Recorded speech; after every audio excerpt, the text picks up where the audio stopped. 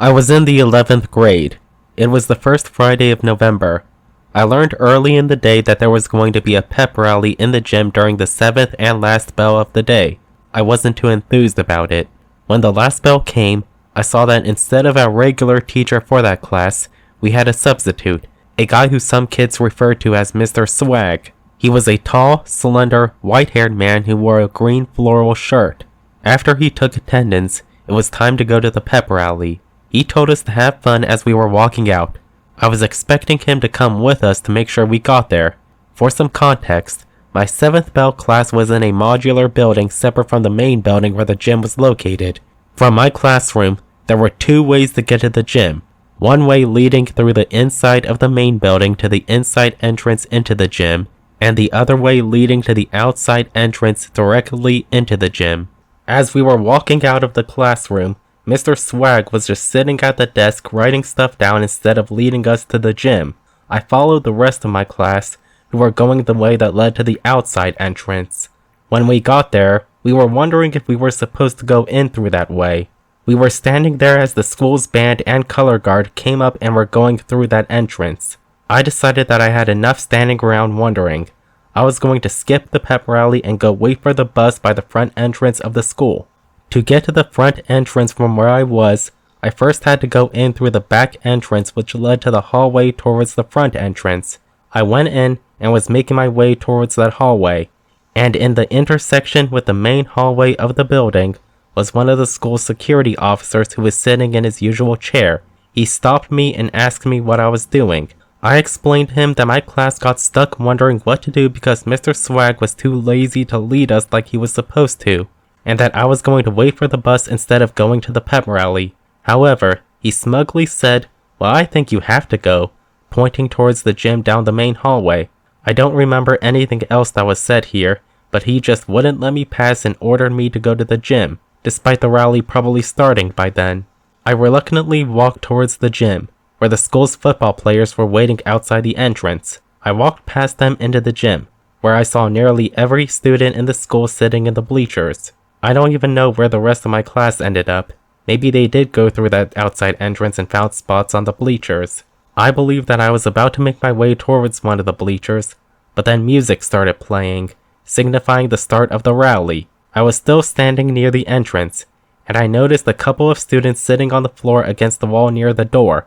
With no other options, I sat with them. The 3 of us students were practically sitting out in the open while everyone else was sitting in the bleachers. It was awkward and embarrassing. The music from the school band was loud.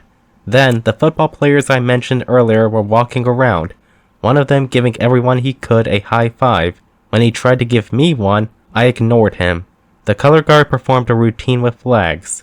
When the rally was over, I quickly got up and made my way to the bus like I was supposed to do earlier, with no security officer stopping me this time. I walked outside, down some steps, and through the football field, since that was always the way to get to the buses lined up on the street. While I was walking on the field, some kid kept bothering me with questions, like if I liked video games, what kind of video games I played, what was my favorite. After the experience I had, I wasn't in the mood to answer pointless questions. I might have told him to leave me alone, but I think I reluctantly answered his questions, since I wasn't too experienced in ignoring annoying people. I got on my bus and went home.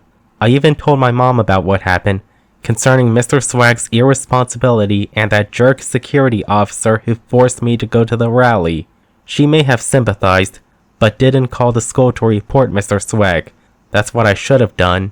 The next Monday, I went up to my last bell teacher and told her that if she was going to be off during a day when the class needed to go somewhere, she needed to tell whoever is substituting to come with us so we don't get lost.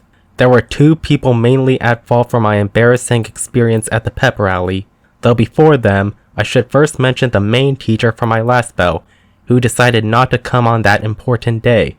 If she had, she would have likely led us to the gym. I guess she is the least to blame since she might have happened to be seriously sick, but even then, if she really was too sick to come in, she could have left detailed instructions for Mr. Swag to lead us to the gym. The first person directly responsible was Mr. Swag. He was completely lazy and irresponsible, Just sitting there at the desk instead of making sure the students he was supposed to be responsible for made it safely to the gym. A person like that should never be in charge of students, or anything. If there was some obvious way to report him and possibly get him fired, I would have or asked my mom to. The second person responsible was the security officer.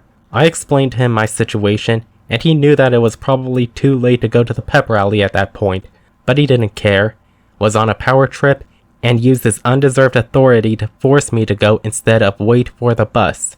Maybe I should have been more assertive with him. Though, he wasn't the worst school security officer who made my life harder. I will get to that in a future video. I look back on this day a lot and think about how things could have been even worse. There were 3 ways it could have been. First, somebody could have been going around taking photos of everyone, and then come up and take a photo of us 3 students awkwardly sitting against the wall, and put that in the school paper. Fortunately, nobody did that. Second, the color guard performers could have pulled random students from the audience into their performance, like me. They didn't at all, but I can't help thinking of what I would have done if one of them had tried it with me. The third way was that if that security officer was still in his spot, and he asked me if I had fun, and I would have snapped, "No," but he wasn't there. This experience taught me a harsh lesson about responsibility. People depend on you to do what you are expected to do. If you won't, then you don't deserve to be in your position, especially if you are a grown adult.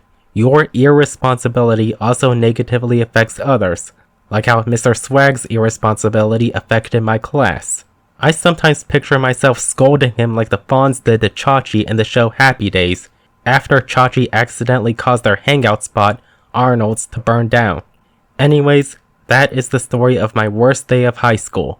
If you had similar experiences in school or had bad days caused by idiot adults, please comment them down below. And as always, thanks for listening and have a nice day.